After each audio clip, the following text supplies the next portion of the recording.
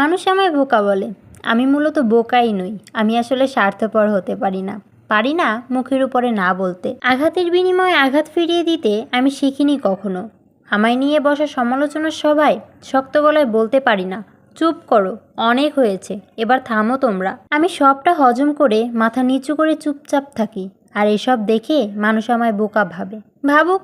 লোকে ভীতু বলে হাসে আমায় নিয়ে। এই যে আমি মানুষকে ছুঁড়ে ফেলতে পারি না যে, বরং যারা কাছের তাদের হারানোর ভয়েও আমি আরও খানিকটা শক্ত করে আঁকড়ে ধরি, জড়িয়ে নেই নিজের সবটা জুড়ে। তাদের সামান্য নীরবতায়ও চোখের জল ফেলি। হয়তো তাই তারা আমায় নিয়ে হাসাহাসি করে। হাসুক। আমায় ব্যাকডেটেড বলো তোমরা। এই যে পুরাতন ঘ্রাণ, সম্পর্ক, এসব নিয়ে পড়ে থাকতেই আমার শান্তি, কারণ এতেই আমার তুষ্টি, আমার ভালো লাগা, আমার স্বস্তি। এতে কতজন আমায় কত সমালোচনা করেছে, সে করুক। তোমরা আমায় বোকা, ভীতু, ব্যাকডেটেড